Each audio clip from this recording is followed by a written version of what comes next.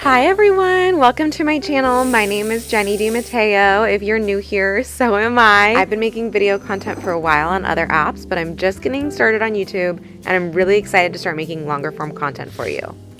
My husband took the kids today so that I could get our house ready and decorated for Christmas. They are on their way home right now and we are going to be decorating the tree together and I'm so excited. But first up, I want to show you everything I did to get our house ready for Christmas. I want you to know that as you're getting your own home ready, I hope that you don't feel pressured to keep up with what you see other people doing in their houses. I hope that in watching me decorate my house, it just gives you a little bit of inspiration. Maybe you see a couple things that you like that you can implement in your own home. This has taken me so many years of building up different Christmas decorations and putting all of it together to make this happen, and it definitely did not happen in 1 year, and I definitely reuse our decorations from year to year. I do not buy all new decorations every single year. So I hope that you like it, and I can't wait for the kids to come. We're going to decorate the tree, and I'll show you that part of it too.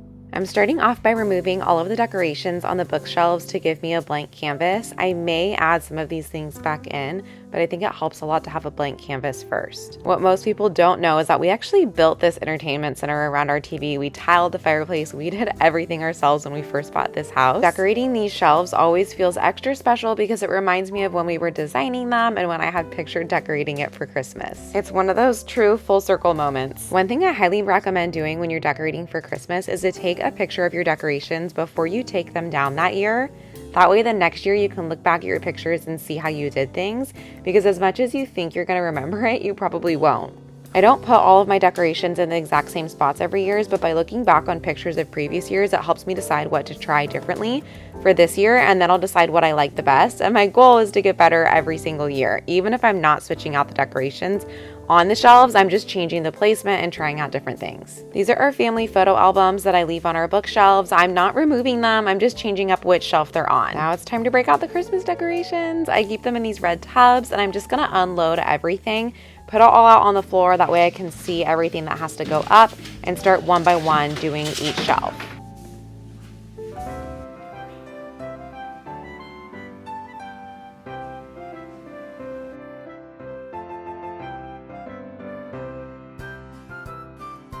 Most of the decorations that you see here have been collected over the years from Home Goods or Marshalls, and some of them are Hobby Lobby. I am a really big fan of discount shopping, so any stores like those where you can get a discount and a better bang for your buck, I am a huge fan of. I also got a lot of these cone-shaped trees from the 99-cent store or the Dollar Tree, and some of these decorations were actually handed down to me from my mother-in-law that she wasn't using anymore. Now I'm going to be setting up my little Christmas village. I used to keep this up at the top of my shelves so that they wouldn't get broken, but this year I decided to move them down. My two oldest kids are old enough that I trust them not to break this, but I also have a little one who's not tall enough to reach it yet, so I might have to move its location next year. I remember when I was a little girl, one of my favorite parts of Christmas decorations was people's Christmas villages. I remember looking at the ones that my mom had.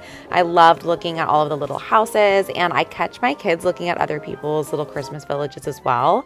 And I decided that I wanted to move this down more eye level for them so that they could have a closer look at it. One thing that I will add is that none of these little houses or parts of this village are really very expensive. I actually bought a lot of them from Michael's and hand painted them myself, or I've collected them from places like Home Goods, like a lot of the other decorations that I have. So if my kids were to break it, I wouldn't be heartbroken. I know a lot of people will use the fake snow that you can get from a craft supply store here. I didn't have any on hand and I didn't feel like buying any, so I just used a white blanket that I had. In order to give the village a little bit more dimension and lift up some of the houses, I used things like vases turned upside down or cardboard boxes to lift the houses up in the back and make it look like they're sitting on a hill.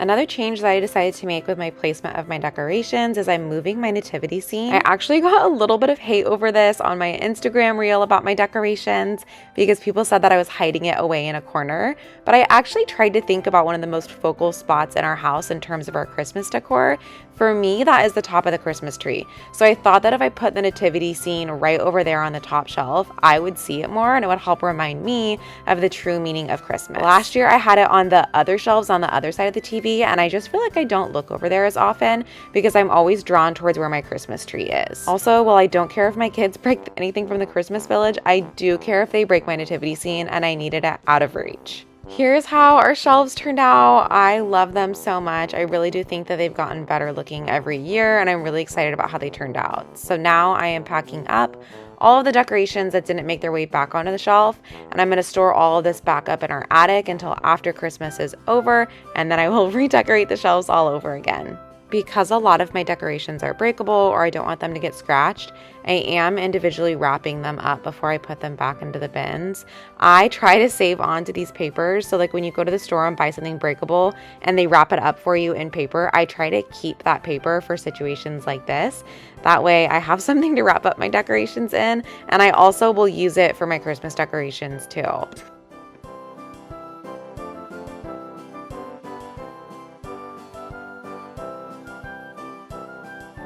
Now it's time to decorate our mantle. I'm really excited about this year because I'm going to switch it up and do it really different than I have in the past. I ordered some new garlands to put there, and I'm going to mix them in with the ones that I had up last year. I'm sure you've seen the super trendy, realistic looking garlands that everyone has on their mantles.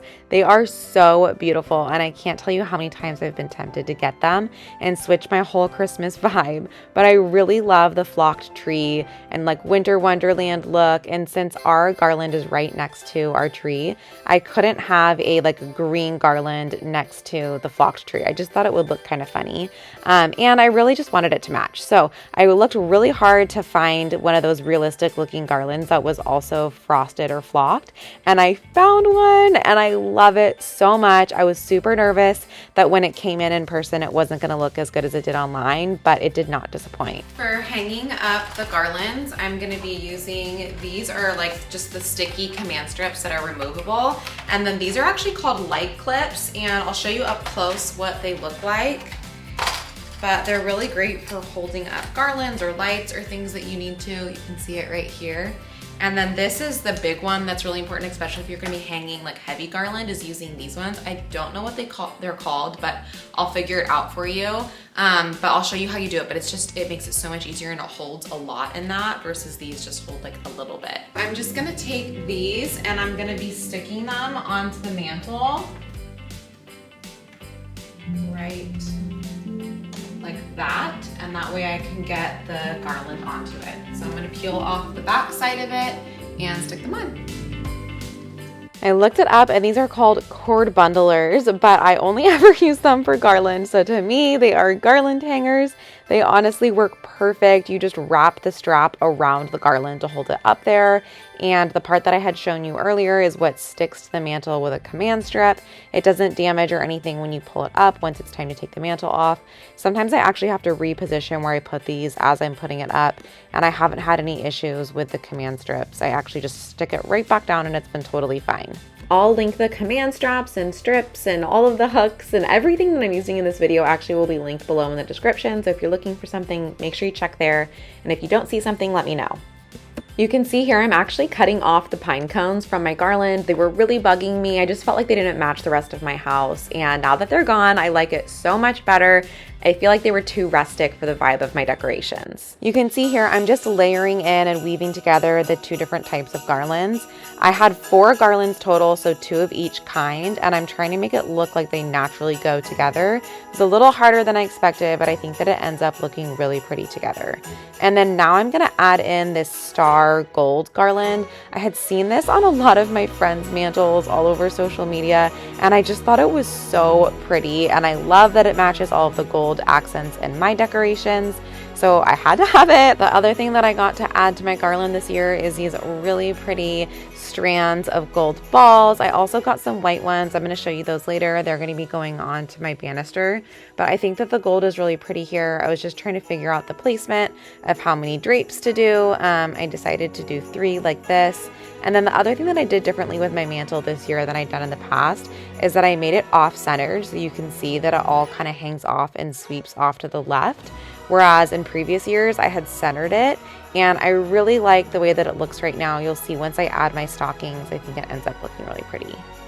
The next thing that I'm doing is I'm using this really pretty satin ribbon to make these bows, and they're gonna go on each of the little swoops on the garland, and I'm using fishing line to attach them. So I just cut a strand of fishing line, I strung it through the bow, and then I wrapped it around the garland, and I'm tying it into some little knots. I actually didn't have enough of the ribbon to make as many bows as I had wanted to, and I had planned to go to the store and get more. That way I could finish off the garland. But to be totally honest, mom life is crazy, especially with 3 little ones, and I never got around to it. So I still kind of look at my mantle and feel like it's missing something, but it does still look cute. Now I'm hanging up my stockings. I got these last year off of Amazon. They're still available if you end up liking them. I think they're so pretty with the knitted look to them. And then I have these little stocking tags that are off of Etsy, and I'm going to be adding all of these links below for you guys. Whatever I can link, I will. That way you can shop it if there's anything you see that you like. I think the stocking tags are so cute, and I love that it makes it so you could use whatever stocking you want as opposed to having to buy personalized ones. I'm going to be using these little clips.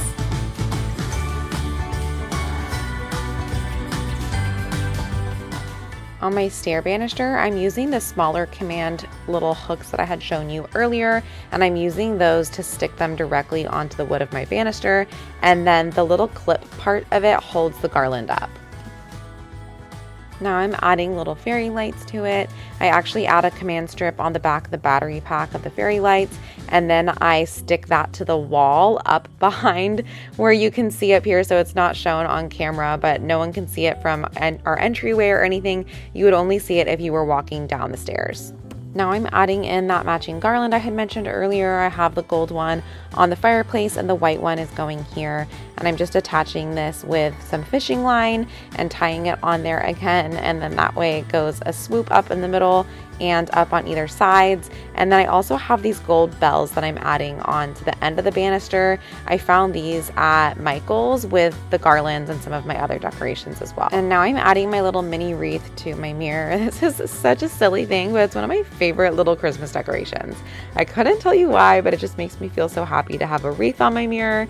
I tie it to the back where the little nail hole is, and then I just hang it back up on the nail. It is a little bit harder to get back up there just because the ribbon's in the way. And then I put 2 little command strips on the bottom as well to make it stay to the wall. If you're wondering why there was blue painter's tape on the door in that last clip, it's because we're remodeling our garage. No, it's not a fun remodel, at least not yet. It's because we had a massive water leak, so that has not been fun. Here you can see that I'm adding a little garland above our kitchen window. You can't really see that this is our kitchen, but it is. I would love to do a little bit more over here sometime in the future, but this is what I had time for today. And then I realized I forgot a couple of decorations that I had gotten over at the Target dollar spot, so I'm adding those back in over by our bookshelves. And then the other thing that I had forgotten that I got was these beautiful gold bells. I was actually so excited about these, so I can't believe that I forgot to hang them up in the first place, but I really feel like it just completes our little mantle look.